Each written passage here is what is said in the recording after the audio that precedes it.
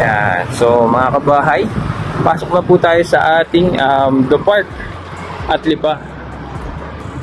So grabe guys, habang ganito pa, marami na siyang nag-reserve.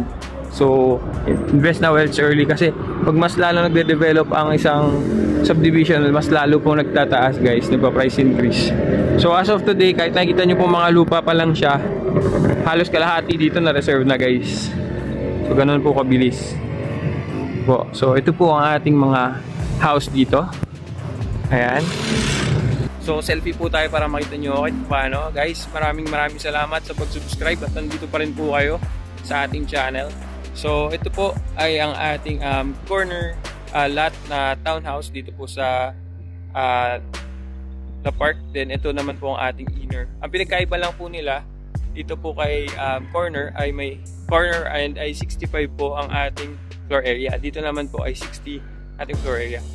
Pero as of late, very limited or ubos na po ang ating corner and ito po.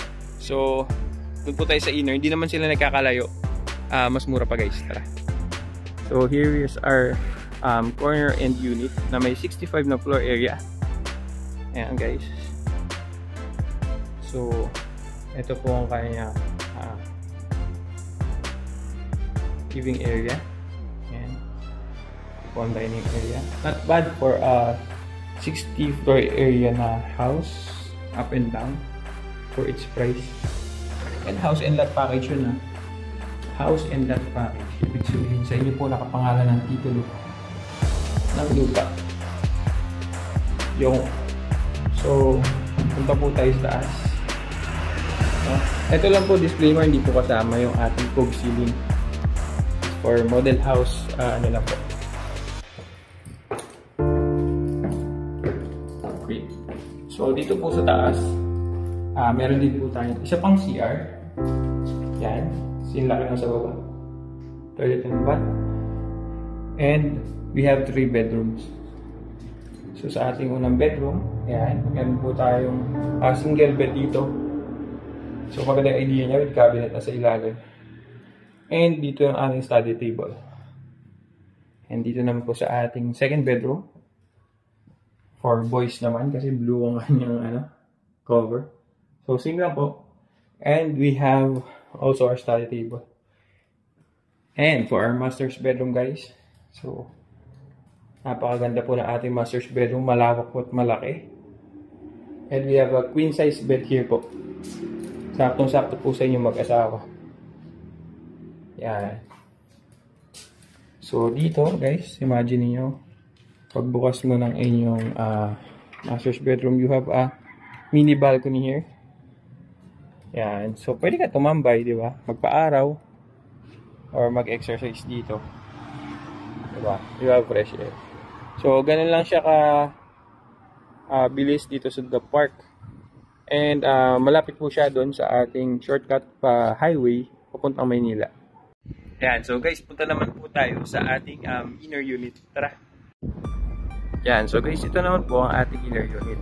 So ating inner unit ay may flat area na 50 square meters. And ang floor area niya ay 60 square meters naman guys. Katakay. Paano nagkasya yung 60 square meters? Bali up and down po yun. Parang 30-30 na sa ganun siguro guys. Yan. So sa ating inner unit, ito po ang ating couch. So ganito na talaga yung magandang design niya. Para dito po manonood na po tayo ng ating television. And here will be our dining area. Yan. And syempre, dito ang ating toilet and bath dito sa ating first floor. Kagandaan sa kanya guys, ito po ang ating kitchen area. So pwede nyo po lagay dito yung ref. Ano po? Dito nyo bubuksan yung ating ref. And then, ayun, dito po kayo magluto-luto. Nakatabi lang yung bintana for ventilation din po. Yun po ang ating views. Then dito naman sa ating back door, yan, meron tayong malaking service area. Okay? So sa ating service area, malawak po siya guys, para sa mga napapasok ko na nasa ganitong range ng price is sulit na sulit siya guys. Hindi siya tinipid pati yung space no. Kumbaga well drawn siya and well planned. So guys, punta naman po tayo sa ating second floor. Ano nga po pinagkaiba nito dun sa ating corner unit? So, pinagkaiba niya ay yan, halos wala. Diba? Same pa rin yung ating toilet and bath. Malawak po. Then, ito naman po ang ating first bedroom.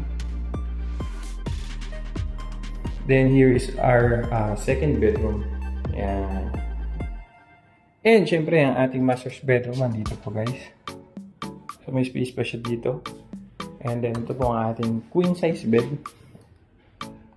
Yan. Then, dito po ay ang ating balcony. Syempre, hindi mawawala yung balcony kahit inner unit. No? So, when you wake up at the morning, yan. Ay pa siya mga puno-puno. No? Lalo dun may mga puno-puno pa.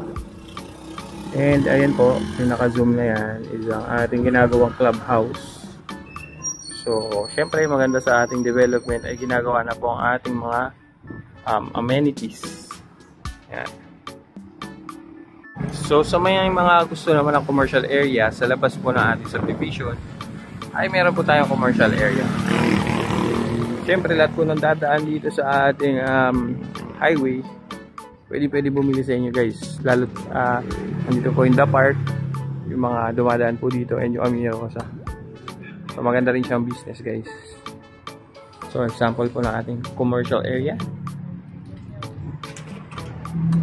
Ayan. So, ating office po. So, sa ating commercial area, dito talaga yung stairs niya guys. Ito kasi office area kaya itong stairs na loob talaga to. So, combined lang yung building actually. Di ba nila yung so, sa loob talaga itong stairs na to. Ay, low po. Then, ito po ang ating pero included din sliding door and balcony. so, pwede nyo rin gawing bahay itong itaas kung gusto nyo. Ito. So, ito ay most likely nandito talaga siya. And then, malaki pa rin yung space. So, yun lang po mga kabahay. Maraming salamat po sa patuloy na pagtutok sa atin. No? Thank you po for another year of ating mga house tours. And please subscribe the channel kung hindi ka pa nakasubscribe. And please follow for more. Maraming salamat po. Invest now, well, surely. Or buy here later. Salamat.